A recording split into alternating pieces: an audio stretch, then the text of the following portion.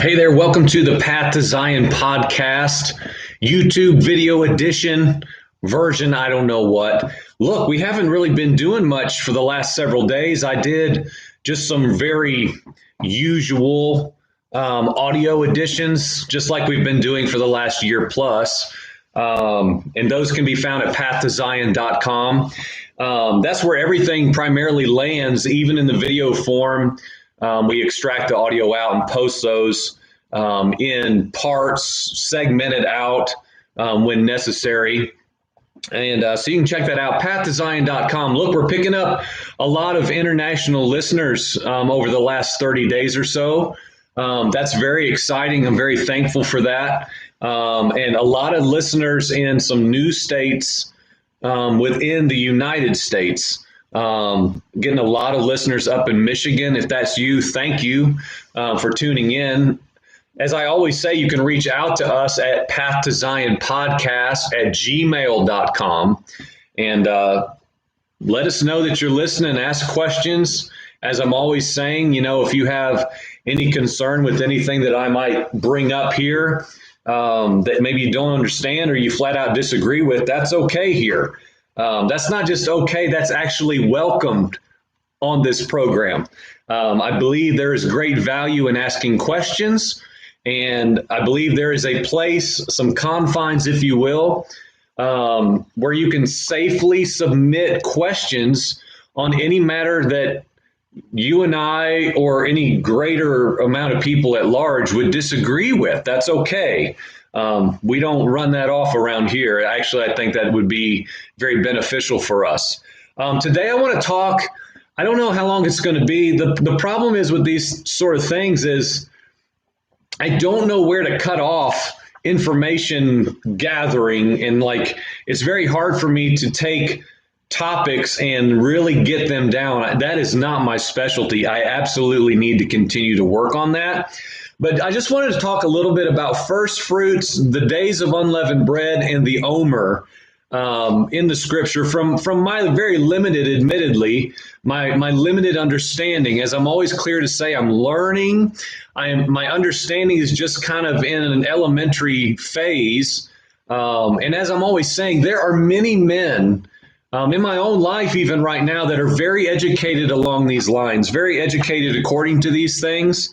And they're very helpful to me right now to expand my understanding just by information and historical understanding and explanation of a lot of things that have really, let's just face it, they've not been taught. We're saying that all the time here on this program, that there are so many things that are just not being taught in the church age that we now live in here in 2020. We are just an ignorant people.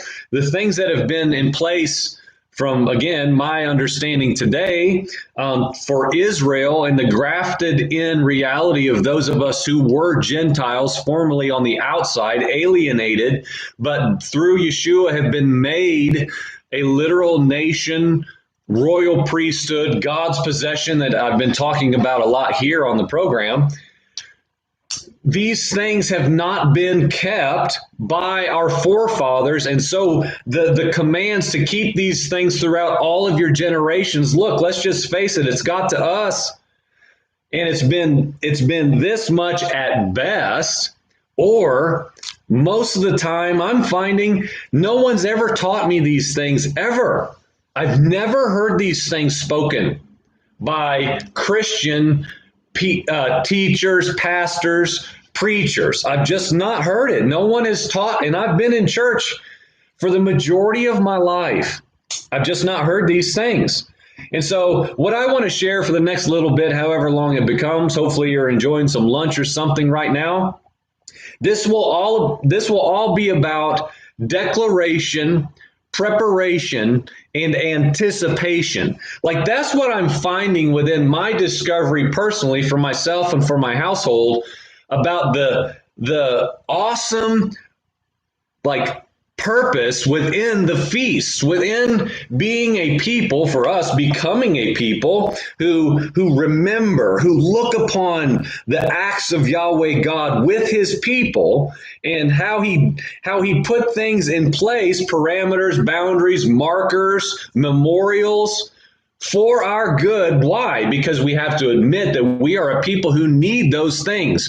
We need constant, consistent reminders to what? To remember, to return, to memorialize, to mark, and therefore be marked, be a distinct people. Why? Because we remember all these perpetual things, like we talked about in Passover, that were to remain throughout all generations for God's people. And as I'm continuing to talk and present to anyone I talk to right now that considers themselves in Christianity, in Jesus, we've got to figure out from the very beginning, in Yeshua Messiah, are we now merely Christian Americans, or whatever country you may live in now and you're just Christian? We have got to ask ourselves, what does that mean? What does it mean? Have we in Messiah somehow mysteriously, by what we've been taught, been divorced from the people of Israel, or did the acts of Yeshua Messiah, the Son, the God-man, actually purchase us and make us a possession of God, which what? Returns back to the original people of God, which were his possession at the outset because he formed and fashioned them. Have we not been made the same? And if we are in fact the same, are not all of these things that his people were commanded to keep forever throughout all your generations, are they not true for us? And if they are not, then who are we? That's why I'm saying all of this stuff about the feast and the understanding that began in me last year with Hezekiah, it's a revelation of my identity. It's a revelation of who I am now in the Messiah. It's amazing. It's incredible to me. It's changing my life and the life of my family. It's wonderful. So this is all about declaration, preparation, anticipation. Okay, so Passover, done. Right? For this year, Passover is through. I hope yours was well if you observed it at all, as I urged anyone who might have given me a few minutes to explain the invitation. Now the invitation series, that was more than a few minutes, wasn't it? It was 3 hours of me trying to explain the whatever was in my heart, and is, of course, still now just days removed, within this unveiling of the mystery of the Passover, right? Just real briefly, I've got to share just briefly now, just our family's experience with doing our first Passover. It was incredible. I mean, it was incredible, y'all.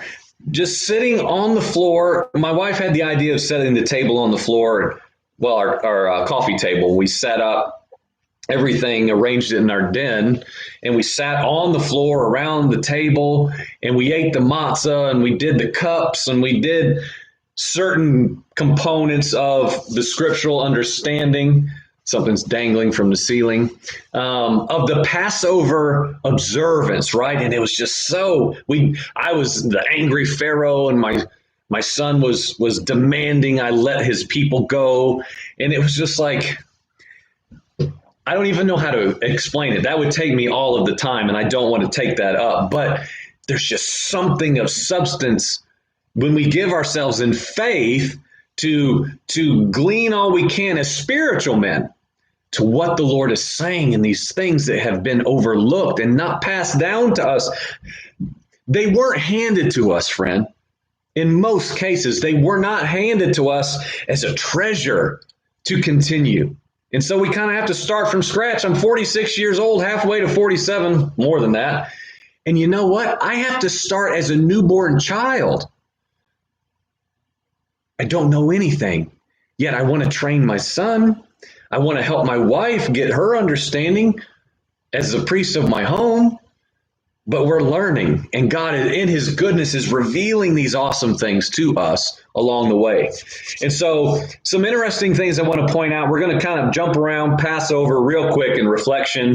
The first fruits, the days of unleavened bread, the Omer. Man, there's so many things When you look at the biblical calendar right here, right now, it's like, boom, like you got the Shabbat Haggadol, which I talked about, which was the Sabbath that preceded Passover. Then, of course, you have the Passover event, and then you have another day of a congregational gathering, and which was marked and distinct for a purpose, and you have the days of unleavened bread start, and then you have the first fruits and all the things that are within that, and right here and now, yesterday started the counting of the days involving the Omer. And I just want to unpack that just a tiny bit. Again, just like my little bit of limited understanding here. Here's what I know, okay? As it kind of develops in my own way of saying it, right? But right now, we're in the midst of the week of unleavened bread, the days of matzah, depending what you read, your text. But before I get past that, and I just want to make this very clear, I never knew these things. And if you know it, don't be like, I already know that, Joel. I learned that 20. It's okay, right? Like, there are millions of people who do not know these things, all right, that, like myself, are just coming into a knowledge of this. It's very new.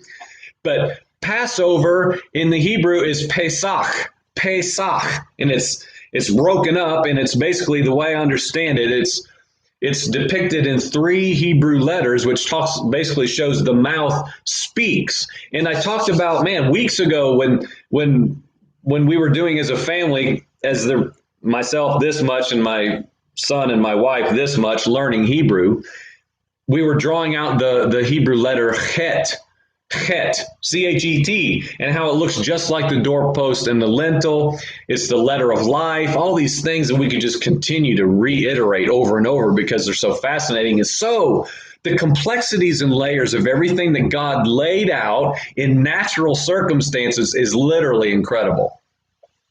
But it means the mouth speaks. Now, we're going to talk about why that's significant, because it sets us up for days of unleavened bread, first fruits, and especially all this stuff, this weird stuff about the Omer, right? What in the world? What is this thing?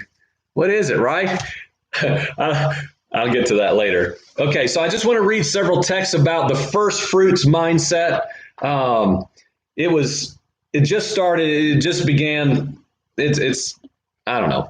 I don't know how to explain all these things appropriately to make sure I say it right. I hate saying things wrong. I want to teach correctly and accurately within my own understanding. So I try to just come back to what I know for now, okay? But some different verses I want to read just to kind of set a little a textual stage, if you will, of different components within the Bible specifically about these things I want to talk about.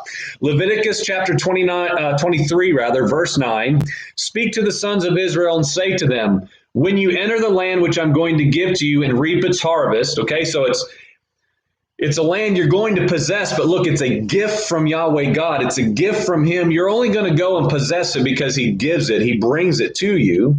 Then you shall bring in the sheaf of the first fruits of your harvest to the priest. Here they are. He shall wave the sheaf before the Lord for you to be accepted. On the day after the Sabbath, the priest shall wave it. Okay, so we know now, we get the imagery, we get all the intricacies, and the great high priest, we bring our first fruits, we bring ourselves to him. We're going to get to that in measure later. Proverbs 3, verse 9, honor the Lord from your wealth and from the first of all your produce. Ezekiel 44:30, the first of all the first fruits of every kind and every contribution of every kind from all of your contributions shall be for the priests. You shall also give them the first of your dough to cause a blessing to rest on your house. Exodus 22:29, you shall not delay the offering from your harvest and your vintage. The firstborn of your sons you shall give to me. This immediately triggered like the Passover event and the death of the firstborn. So like those firstborn that were on the outside, that were not within the people of God, look, we know what happened, right? Why is that? Without going down that road more than just a mere second or two, the firstborns that are presented as an offering, dedicated, if you will, to Yahweh God, they remain. They are preserved. They are hidden within him, protected by him as what? Passover, the lamb's blood, the slain lamb, sacrificial propitiation for sin, delivers and spares those firstborn presented to the Lord. Deuteronomy 26, 2. That you shall take some of the first of all the produce of your ground, which you bring in from your land that the Lord your God gives you, and you shall put it in a basket and go to the place where the Lord your God chooses to establish his name. Again, you do something, God always does his part. Always. Sure thing, hands down. Deuteronomy 26:10, just a few verses down. Behold, I have brought the first of the produce of the ground, which you, O Lord, have given me. And you shall set it down before the Lord your God and worship before him. Okay, again, we're just driving home through some verses, the first fruit principle. Okay, Romans 8:23. And not only this, we don't have time to get into, well, what was the only this? We don't have time. But also we ourselves, having the first fruits of the Spirit, even we ourselves groan within ourselves, waiting for our adoption as sons, eagerly waiting, the redemption of our body. Again, first fruits, this case, of the Spirit. Romans 11:16. If the first piece of dough is holy, the lump is also. And if the root is holy, the branches are too. Again, first piece of dough. It shows what? What does it show? It shows an insight of the whole. It shows it's a distinguisher of the entirety of what the component is that you're presenting, right? It's the first example offering of the whole. Okay? Romans 11:16 continues this thought. If the first piece of dough is holy, the lump is also, and the root is holy, the branches are too. So it makes that clear to us. The first is very important. It's very valuable. Revelation 14:4, I looked and behold, the Lamb was standing on Mount Zion, with him 144,000. They had his name and the name of the Father written on their foreheads. I heard a voice from heaven. We can go on and on what it sounded like. They sang a new song before the throne, the living creatures, the elders. These are the ones who have not been defiled with women, for they have kept themselves chaste. They are the ones who follow the Lamb wherever he goes. They have been purchased from among men as first fruits to God and to the Lamb. No lie was found in their mouth. They're blameless. Okay, they look like the Lamb. Their attributes are as the Lamb. They have been purchased and are the first fruits of what? God's possession, the Lamb's possession.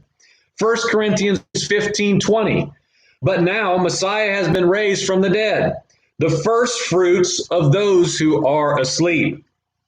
Again, like these things that are just really standing out to me in this timeline of my life right now is Paul often was referring to things that were not new ideas. He was always quoting things that the people would have known and connected with what they had learned their whole lives. So many people that would have heard these same stories, these same accounts, a lot of biblical records, and even if they came in as just like completely vile Gentile pagans, they still came in and they were invited into the inheritance of God's people. That, of course, Paul would have known as well as any man on the earth at the time, everything that had preceded Messiah. He was the poster child of the law, right? He knew all these things. He knew all the stories. He had taught for sure. And under Gamaliel, he would have learned all the intricacies of how God had moved through his people. That's why Yeshua came and he was such an offense, because he came and said, guess what? All of that was to lead you to me. The law is what? The tutor that leads to Messiah. And so it's hard. Is it not hard for any one of us to be led to a point where there's an intersection where we must abandon everything we've understood or perceived and thought and presumed? This is the only way. Well, we have the same opportunity before us as every other that says, you know what? I've got to rightly hold what I have known and even my identity, and I've got to put it in front of the Messiah. And only those things that line up as equal must remain. Only those things that I see now fulfilled in him, and as I'm always saying now, my current understanding, elevated, those things, the perpetuity of the laws of God, perfectly demonstrated in the Son. As I'm always saying, man, this principle of through is changing my life. It was not a wall, it was a through. Through him, through the gate, the way we return. We memorialize, we remember that we are a marked people, set apart and distinct, keeping the holy feasts of the Lord like first fruits, days of unleavened bread, and talking about here in a few minutes the Omer. It's all interconnected, every last bit of it. He called Messiah our Passover. We talked about that last week in the Passover teaching, of course. Now he's talking about the first fruits principle. Same thing, right? Christ our Passover was in 1 Corinthians 5:7, if I remember.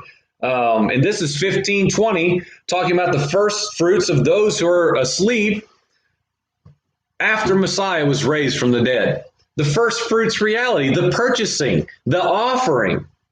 Again, this is all about declaration, preparation, anticipation. Okay, this is all intricately interwoven into an experiential understanding of who we are. Again, our identity as the people of God.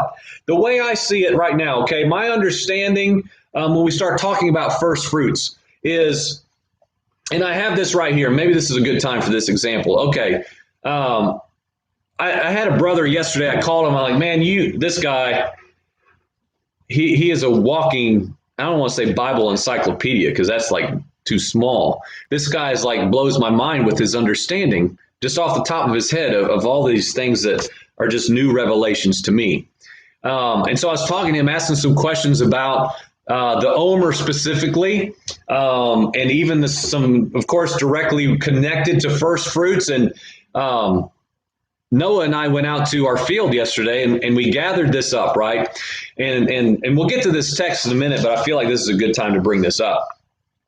Is basically, from my understanding now, you would go out into your field and you would cut just obviously a small cutting of what you would present to the priest. You would take it in and this would be the first fruits of your field, and from my understanding, how this applies to me spiritually, of my life, the field of my life. And I go out and I take this and I bring it before the Lord, the house. I bring it into the house of the Lord and I present it and I say, you know what? This is the current condition of who I am. Because what stood out to me is significant. We didn't really talk about this, but my wife and I did later. You know, you might have somebody who has just some sprouts, right? And you might have somebody with this that looks a little more mature, has heads of grain on it. It's a little more discernible. It's got a little more readiness to it. But the thing is, from my understanding now, it was all received. You weren't like, hey, Jim, hey, get that puny sacrifice out of here. Go get some better grain, would you?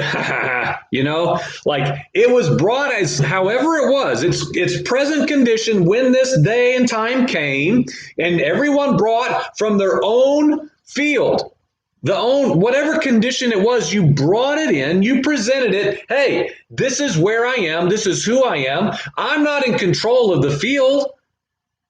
We're doing all we can. We tend to the field. We work the land. We could get into all the stuff about ground preparation and all that, but of course we won't. But we bring it in and we present it. Our lives now is what we're talking about. This is good imagery. This is awesome. My 8-year-old son got this, right? We bring it in whatever condition it's in. We say, Lord, I'm believing there's a harvest coming. I'm committing now. I am bringing you this first fruits. I'm saying this is for you. This whole field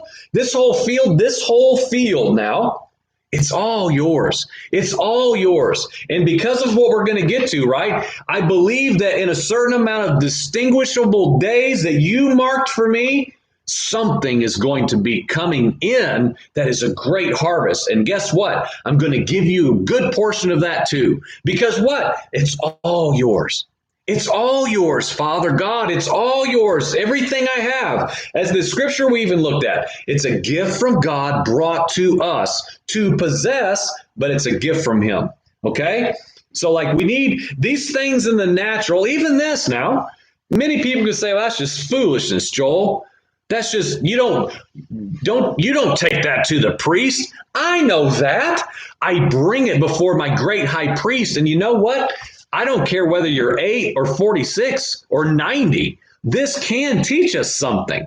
This can teach us spiritual principles just by doing things in the natural to what? To remember, to memorialize, okay? It has value. It has substance if we are men of faith who actually put something of substance into the actions that we would do. The principles of the heart and our understanding can often be developed by things we do in the natural, which is why all these markings and timelines and calendar of God,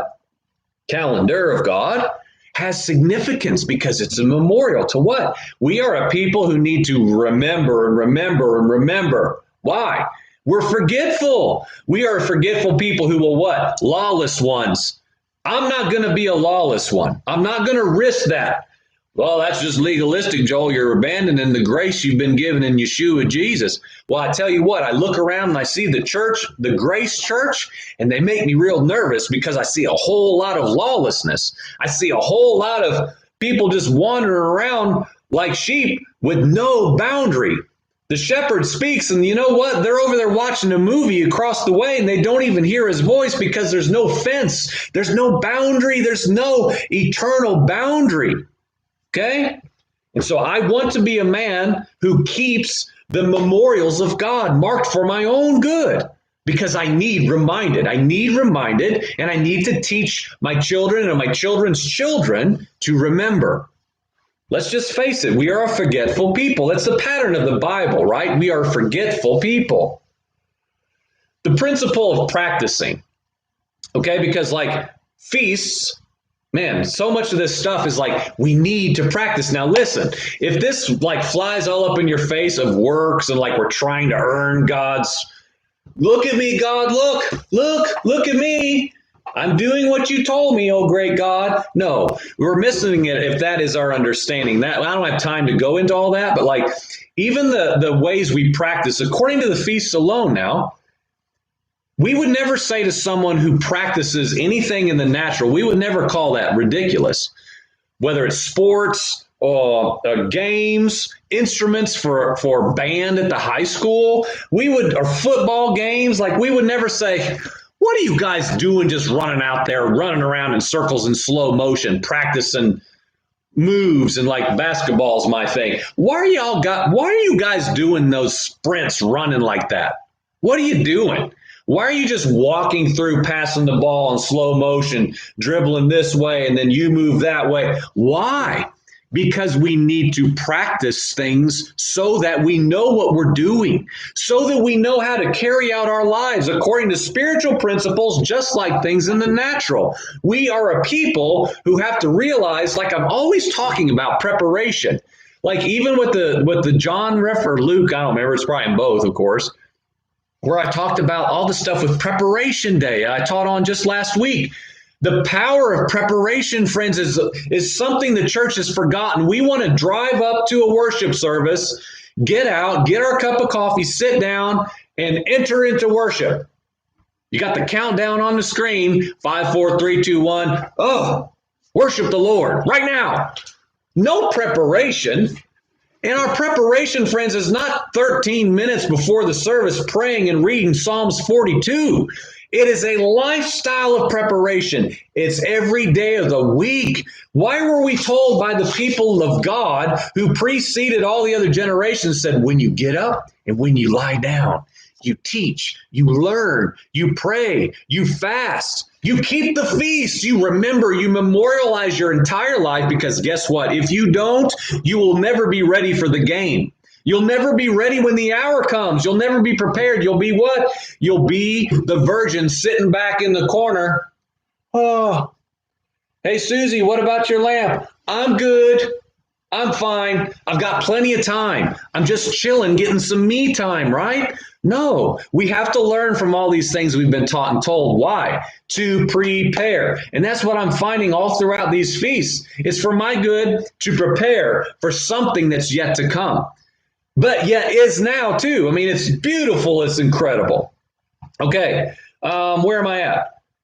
Speaking of training, all right, just lean in, scroll down and turn your volume down in case you're near your spouse. You don't want them to hear the next question.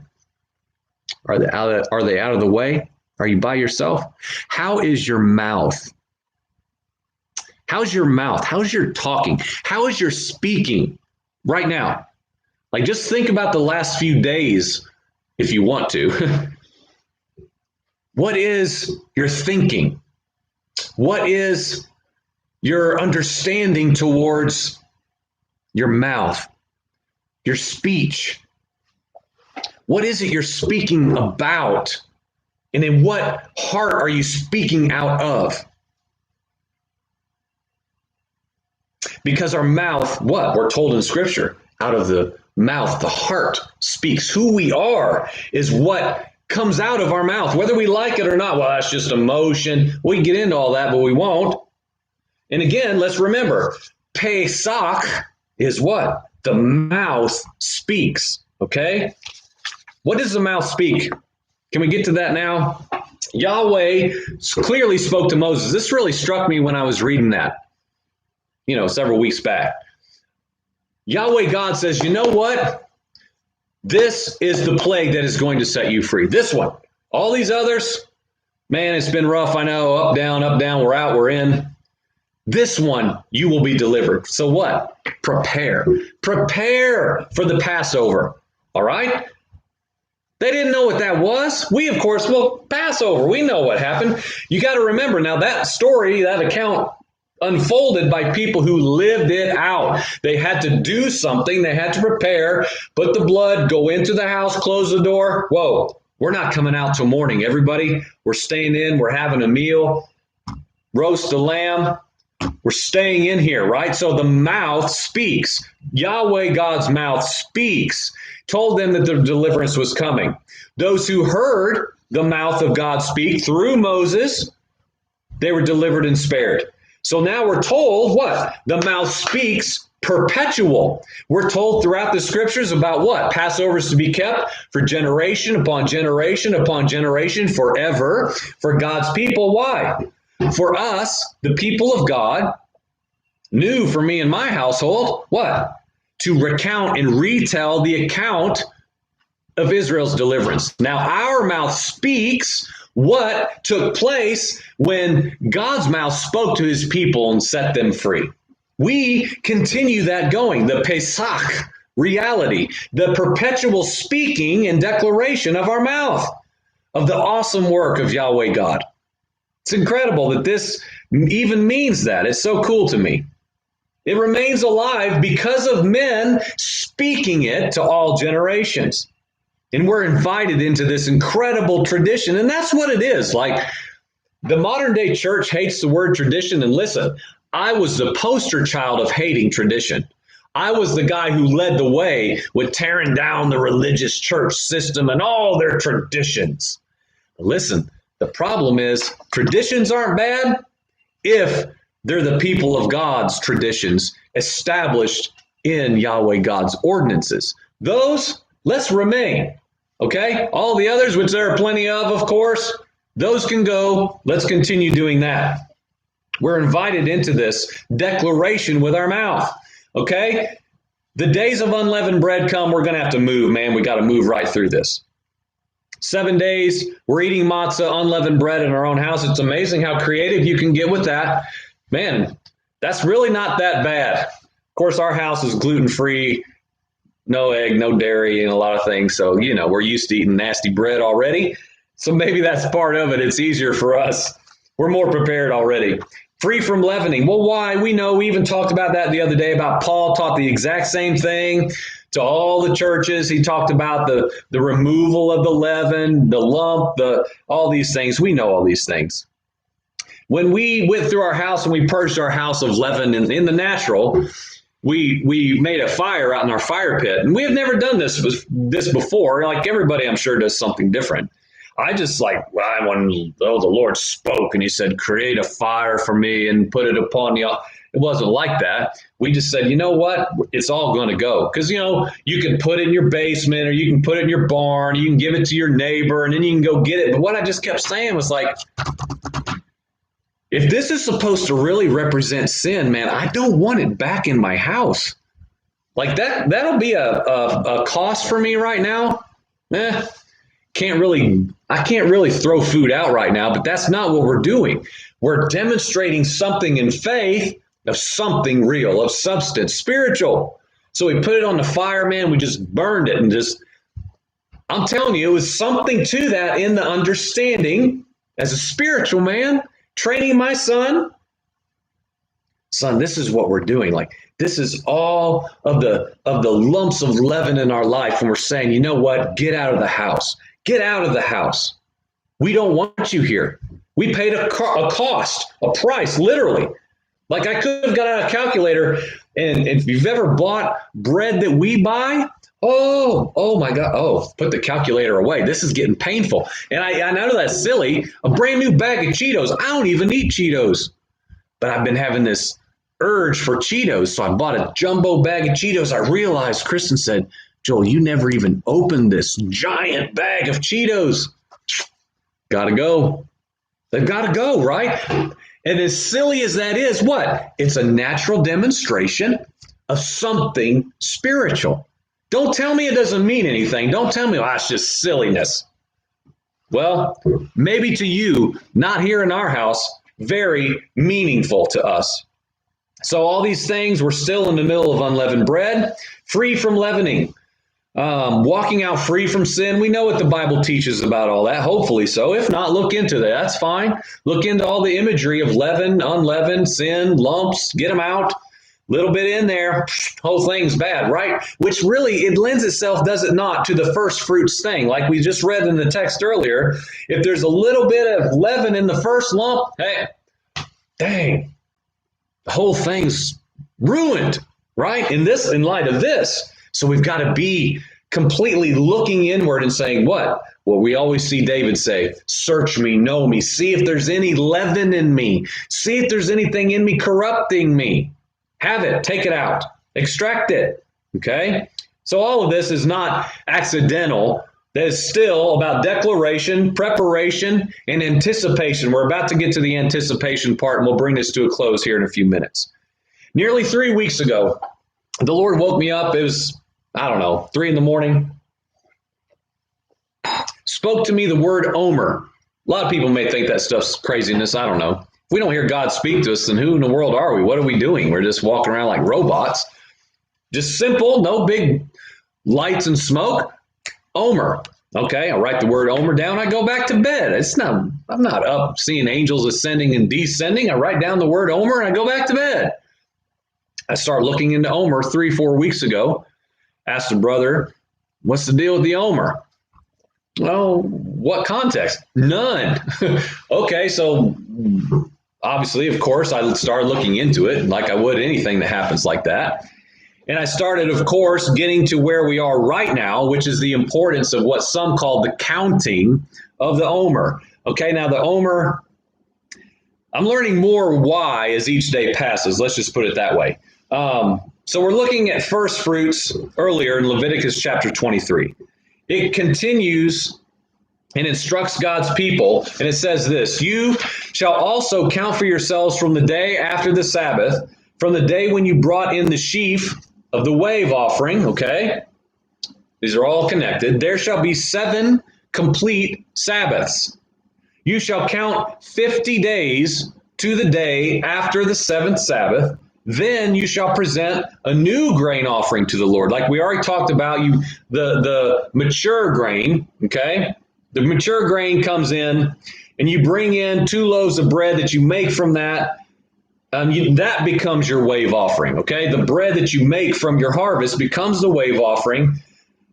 This fine flour baked with leaven, first fruits to the Lord. It concludes with saying in this passage in Leviticus 23, it is to be a perpetual statute in all your dwelling places throughout all your generations.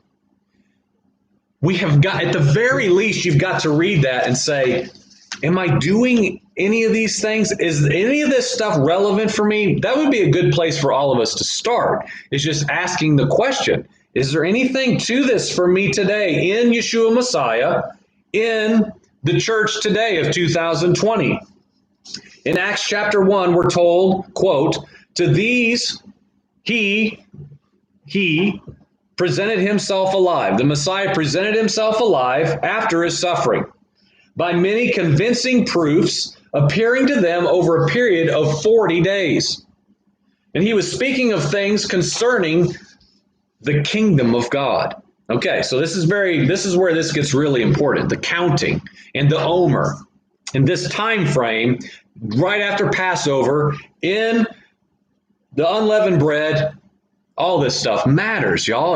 There's so much stuff in these spring feasts. It's just jam-packed with it. I mean, it is stuffed with information we need to know. That I'm learning as every minute passes, it feels like. Okay, so there's 40 days. It's a marked amount of time now. It's not happenstance. People who came before us, especially back around this time period, of course, understood this principle. They understood what was going on and the significance of what? Ordinances and events, festivals, feasts they were already keeping. Well established, way before they even got there, established in time. Not just for mere happenstance and guesswork about what they're supposed to do, even when Yeshua told them certain things. So those gathered, we know about the upper room, right?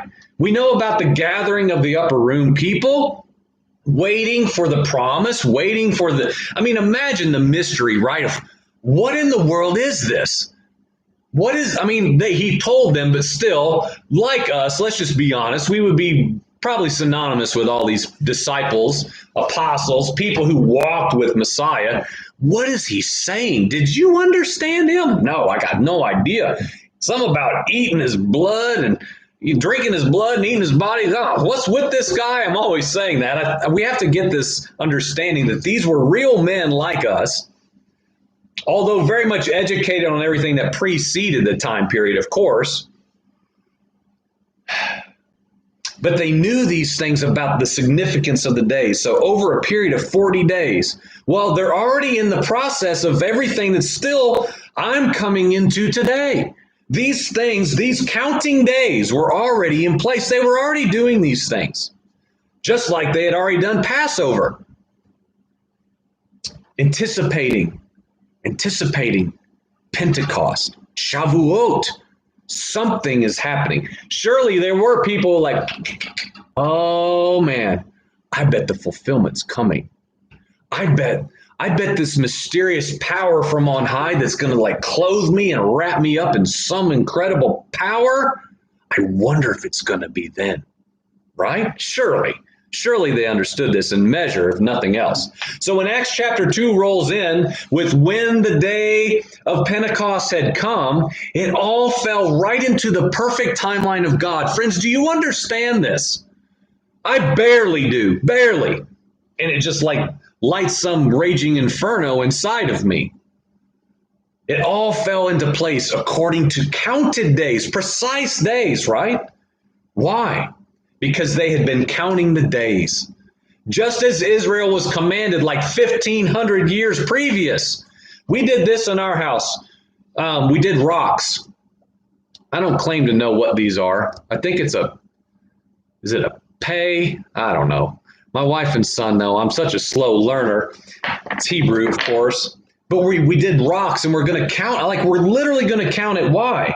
Because we're told, I'm not even going to get into all the scriptures. You can find it easy enough for yourself. It's very easy to find because there's not a whole lot of text about this stuff. But there's significance to the counting. And I'm not the guy who should be teaching this, but maybe I can be a bridge gapper. I can bring I can just bring you a little crumb of the vast loaf that this is, right? This is such a richness to the story of redemption, of the promises of God that leads to the fullness of the kingdom. Like all these things are just such great imagery over what? As we keep saying, declaration, preparation, anticipation. We declare it with our mouth, the Pesach, the Pesach. The mouth must speak something. And that's what they did in these 50 days. They would say, today is day X of the Omer, of an expectation of accounting. Now listen, they would tell their children, and they would say this with a faith and an expectation of like, on day 50, man, when this maxes out, something awesome is coming. Why? All back to all the connection of Passover, first fruits, a dedication of this is what I have now. This is what I have right now. This is the best I can bring, but it's a covenantal offering. I'm saying I'm going to be back. And until then, I'm counting out of my mouth. I'm speaking a declaration in what? Anticipation of something that's coming. I am expecting something great. I'm expecting an encounter. In this case, could we not say that the people in the upper room, man, they weren't just sitting around, y'all. They weren't. I have to believe in this second I'm thinking through that, and I could just really paint some pictures, but I won't to spare your time. What that must have been like for those who knew the significance of that day. Maybe all of them knew. Somebody could probably tell me right now, yeah, brother, every one of them knew. They all knew. And if they did, what in their hearts would have been anticipating the promise that the Messiah told them? He said, look, I'm leaving so something greater can come to you. I'm leaving so power can come into your temple. You will be the house of the Lord. You will be the tabernacle. God is about to tabernacle in you, friend, just like he's in me. I am the perfect house of God, and I'm leaving for your good, to bring you power from on high. It's incredible, right? The anticipation and expectancy. They counted the 50 days until its arrival. They counted the 50 days with a purpose, this was marked as a memorial for them to get in whatever measure they could, the expanse of the awesome hand of God on behalf of his people. I feel like Yahweh God did, always has done, and continues to do, and always will just be like, y'all can't even fathom the awesome works of my hands. You can't even wrap your brains around it. Why are we told, look, don't lean on your own understanding. Don't even try. You can't understand me, my thoughts, my ways. Get what you can. How? Through the feasts, through my memorials. Be marked, be distinct. You can know me in measure, in levels, in depths of him. He has revealed himself. So in the spring feast season, we remember Passover, of course. Could talk all day about that. The mouth speaks. Yahweh to Moses, through Moses to the people of God, the literal mouth speaking the oracles of God to men. All generations continued. Sadly, it died, man. Sadly, it just died off, but it's coming back. There's this resurgence, and I'm a living example of that. As I'm always saying, I did not pursue the feasts. The feasts have and are pursuing me.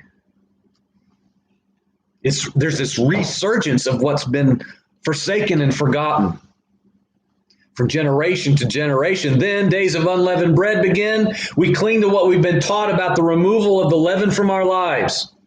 Even Paul continued to teach that. I taught that last week, and we touched on it earlier today. Remove it all. Get it out. Be free from that. Why? Preparation, anticipation. There's a promise coming. There's a supernatural promise coming. And what did it look like in Pentecost? Ironically enough, fire came down. A brother was teaching the other day that like the rabbinic teaching, if I understood it rightly, was like the Hebrew letters descended in fire and were upon the people. And they spoke what? In other languages. Out of the mouth. Out of the mouth. The same pattern that God wants to do in people today. Why? To get us out of our minds and out of our own understanding and speaking something that I can't rationalize, understand, or rightly explain. Something that supersedes our own understanding.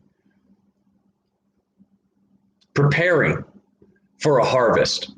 To what? Enjoy, right? Like we're told in the scriptures to joyously bring our offering and present it before the Lord. Ourselves, our field, as I said earlier. Committing now, mere days ago, committing the first fruits reality. I'm coming back to honor you. I'm coming back. My connection is saying it's bouncing. I apologize. What can you do about the internet? So the Lord, of course, covenantally pours out his spirit. Tongues of fire come. Why 50 days? This counting. I don't have time. There's so much more information. I don't have time really or the understanding yet to teach it more. I'm convinced because I was sharing with some friends last night, 50 days is a really long time for a scriptural ordinance, a scriptural command, count 50 days. And I thought, well, if this all has to do with the mouth, I need 50 days to write this thing. I need 50 days to get this rudder rightly set by the wind of the Spirit. It needs to be set. It needs to be lorded over. It's probably going to take me 50 days. Can we just admit that? This thing, this curses and blessing both, shooting out of here. Get the leaven out. Get out the cursing. 50 days. What if we do it, though, in faith, and we come out the other side, what? Ready for tongues of fire to come and overrule this tongue. It's incredible. What if it takes that long to declare what is right and true out of our natural mouths, again, that comes from our heart, our innermost cardia places that speaks. This rudder must be lorded over, submitting my thoughts unto Christ, and then loosed. Declaration, preparation, anticipation. So after the fulfillment of Yeshua, he overcomes death and the grave. He enables us to likewise follow in his pattern, presenting the first fruits of our field, our lives, and dedicate them to the Lord. We present them to him. Whatever maturity level we are, God, this is me. Here I am.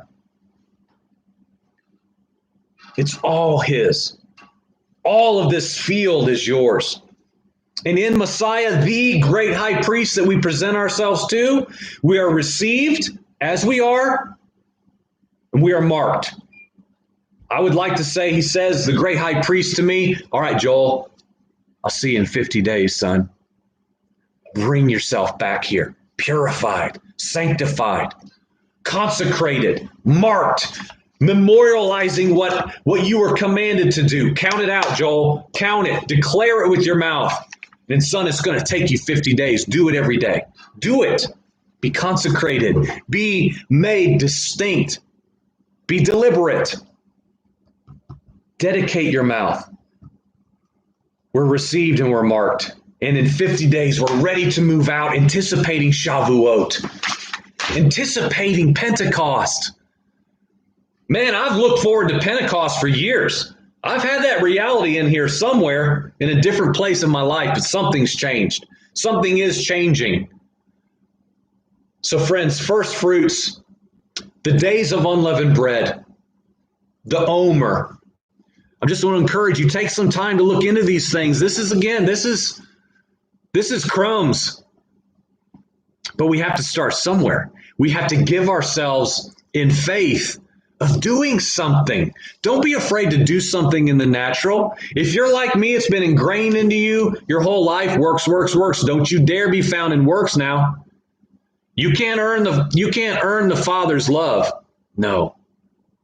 I've been received by Yeshua Messiah into himself. I joined myself with his death. I've lost my life for his sake, and guess what? I'm finding it in the perpetuity of the feasts of the Lord. I'm stirred with an anticipation because I'm within the eternal timeline of God, that he said, keep these throughout all generations. Why? Because, son, you have no idea the depths and layers of mysteries I have hidden for you to find out. So, friends, do what you need to do for you and your house.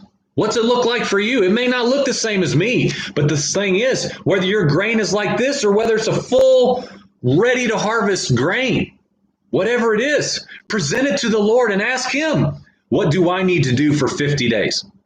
What do I need to do?